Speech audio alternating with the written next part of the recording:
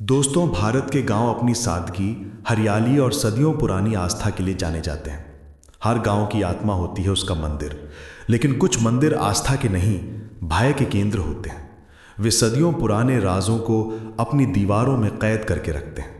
आज की कहानी है ऐसे ही एक मंदिर की, जो गांव की धड़कन नहीं बल्कि उसका दफनाया हुआ काला इतिहास था।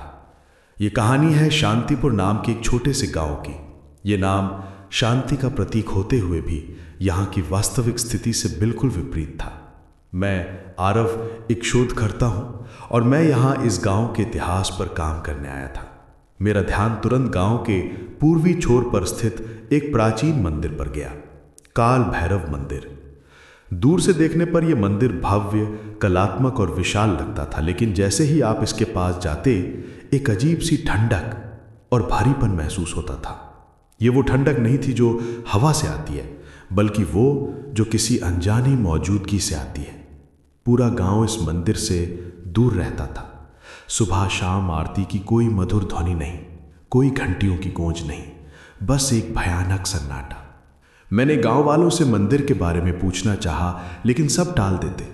किसी की आंख में डर था तो किसी की आवाज में चुप्पी। सिर्फ एक ही व्यक्ति था जो मंदिर में जाता था, पंडित दीननाथ। एक बूढ़ा, शांत और हमेशा उदास दिखने वाला व्यक्ति, जो मंदिर के दरवाजे को सूर्य डूबते ही एक बड़े से लोहे के ताले से बंद कर देता था। मैंने कुछ दिन गांव में बिताए और मंदिर के व्यवहार को समझा। मुझे पता चला कि यहाँ कुछ सख्त नियम थे। पहला, मंदिर में सिर्फ पंडित दीननाथ ही प्रवेश कर सकते थे। दूसरा, कोई भी महिला या बच्चा मंदिर की परछाई तक में नहीं जाएगा।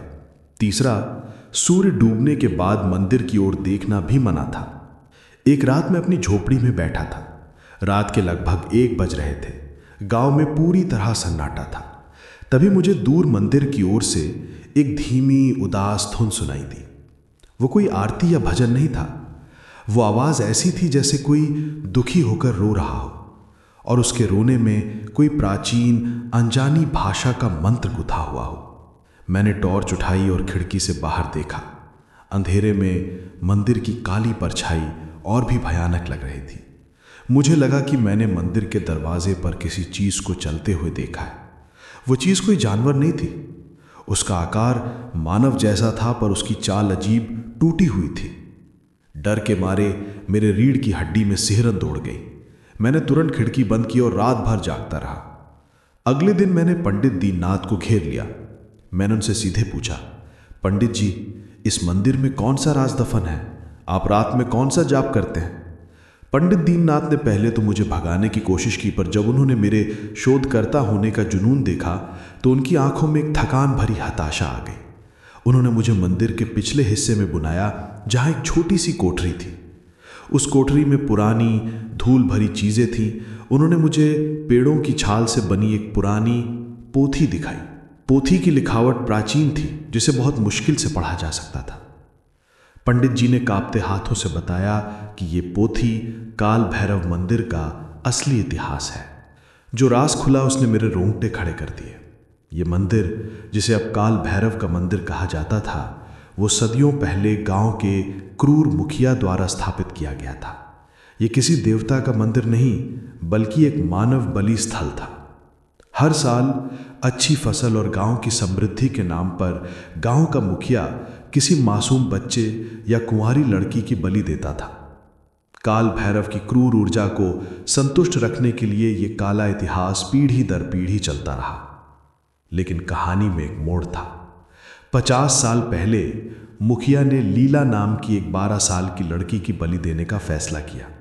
वो लड़की बहुत प्यारी और गांव की आंखों का तारा थी। जब मुखिया उसे बलि देने लाया तो लीला ने मुखिया को श्राप दिया कि उसकी आत्मा तब तक इस मंदिर को नहीं छोड़ेगी जब तक वो क्रूरता खत्म ना हो जाए। बलि दी गई, लेकिन उस रात भयंकर तूफान आया। मुखिया और उसके सहयोगी मारे गए। गांव तहस नहस हो गया। तब से ये मंदिर एक पवित्र स्थल नहीं, बल्कि उस उपमानित आत्मा का कारावास बन गया। पंडित दीननाथ की पीढ़ी का काम मंदिर की पूजा करना नहीं था, बल्कि लीला की आत्मा को कैद रखना था, ताकि वो पूरे गांव पर अपना कहर न बर पाए। और रात में जो धुन में सुनता था, वो दरअसल पंडित जी का सुरक्षा कवच मंत्र था। सच्चाई जानने के बाद मैं वापस नहीं लौट सकता था। मेरा जुनून अब डर और न्याय में बदल गया था। मुझे पता था कि उस आत्मा को मुक्ति दिलाना जरूरी है। पंडित दीननाथ ने मुझे कसम दी कि मैं रात में मंदिर के करीब ना जाऊं। उन्होंने कहा, आरव, वो आत्मा गुस्से में है। अगर उसे पता चल गया कि उसका राज खुल गया है तो वो किसी को नहीं छोड़ेगी। अब वो कोई बच्ची नहीं बल्कि एक क्रूर शक्ति है। लेकिन मैंने उनका कहना नहीं माना। अगली रात के ठीक 12:30 बजे मैंने टॉर्च ली और मंदिर की ओर चल पड़ा। हवा में ठंडक असहनीय थी। जैसे ही मैं मंदिर के दरवाजे पर पहुंचा, वहां भयानक लोहे और खून की गंध थी। मैंने देखा कि लोहे के दरवाजे पर ताला लगा नहीं था। पंडित दीननाथ अपनी जगह पर नहीं थे। मैंने दरवाजा खोला और अंदर प्रवेश किया। अंदर अंधेरा और गहरा सन्नाटा था। मंदिर की दीवारों पर शैवाल और काई जमी हुई थी। काल भैरव की मूर्ति की आंखें अंधेरे में भी चमक रही थीं, जैसे वो मुझे घूर रही हों। मुझे लग रहा था कि हर कोने से कोई मुझे देख रहा है। मैंने पोथी में पढ़ा था कि बलि का असली स्थान मूर्ति के नीचे तहखाने में है। मैंने मूर्ति के पीछे छिपी हुई एक जगह को खोजा और वहां एक भारी पत्थर पड़ा था। मैंने पूरी ताकत लगाकर उस पत्थर को हटाया। उसके नीचे से एक सीढ़ी नीचे भयानक अंधेरे में जा रही थी। मैं धीरे धीरे सीढ़ियां उतरने लगा। सीढ़ियां बहुत पुरानी थीं और हर कदम पर चरचराहट की आवाज आ रही थी, जो सन्नाटे को तोड़ रही थी। नीचे तहखाने में हवा बिल्कुल रुक सी गई थी। यहां की गंध और भी भयानक थी। खून, मिट्टी और सदियों पुरानी नमी की गंध। तहखाने में बीचों बीच जमीन पर एक छोटी सी वेदी बनी थी, जहां लीला की बलि दी गई थी। वेदी के पास एक पुराना सूखा हुआ गुलाब पड़ा था। तभी तहखाने में अचानक रोशनी हुई। यह रोशनी मेरी टॉर्च की नहीं थी। यह हरी पीली डरावनी रोशनी थी जो वेदी से निकल रही थी। और फिर मैंने उसे देखा। वेदी के ऊपर हवा में लीला की आकृति तैर रही थी। अब वो 12 साल की मासूम बच्ची नहीं थी। उसकी आंखें लाल सूजी हुई और उसके चेहरे पर भयानक दर्द और गुस्सा था। उसके पैरों में अभी भी टूटी हुई जंजीरों के निशान थे। उसकी आवाज तेज और कानों को फाड़ने वाली थी। तुमने मेरा राज खोला, तुम्हें भी यहीं दफनाना होगा। ये मंदिर मेरा कारावास नहीं, अब मेरी प्यास है। मुझे लगा कि मेरे शरीर में खून जम रहा है। मैं बोल नहीं पा रहा था। तभी मुझे पंडित दीननाथ के शब्द याद आए। वो क्रूरता खत्म नहीं हुई। लीला की प्रेतात्मा तेजी से मेरी ओर लपकी। मैं चीखा और पूरी ताकत से पीछे हटा। उसने मेरे गले को पकड़ लिया। मेरी सांसें रुक गईं। मुझे लगा कि मैं अब यहीं इस तहखाने में दफन हो जाऊंगा। अंतिम प्रयास में मैंने पोथी को अपनी जेब से निकाला और पोथी के पहले पन्ने पर लिखे बलि के विरोध के मंत्र को जोर से चिल्लाया।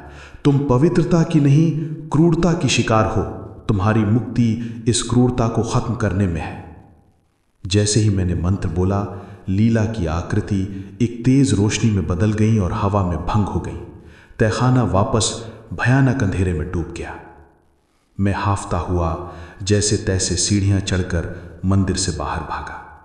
बाहर मंदिर के दरवाजे पर मैंने पंडित दीननाथ को जमीन पर पड़ा हुआ पाया। वो बुरी तरह से हाफ रहे थे।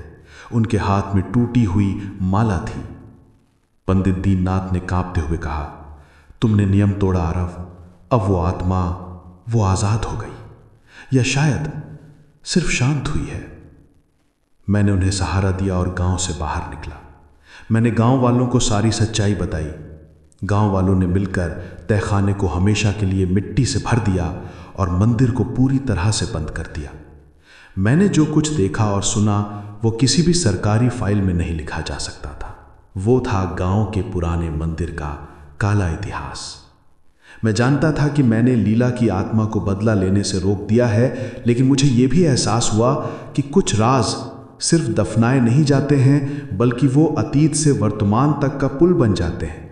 आज भी जब मैं दूर से उस गांव को देखता हूं तो मुझे लगता है कि उस मंदिर की दीवारों के भीतर वो क्रूरता आज भी कैद है और काल भैरव की मूरत आज भी मासूम आत्माओं की कुर्बानी मांग रही है, क्योंकि कुछ अंधेरे इतने गहरे होते हैं कि उन्हें रोशनी से नहीं बल्कि हमेशा के लिए खामोशी से दबाया जाता है। और तब मुझे एहसास हुआ कि पंडित दीननाथ पूजा नहीं कर रहे थे, वो बस लीला को दबाए रख रहे थे और अब वो दर आज़ाद हो चुका था।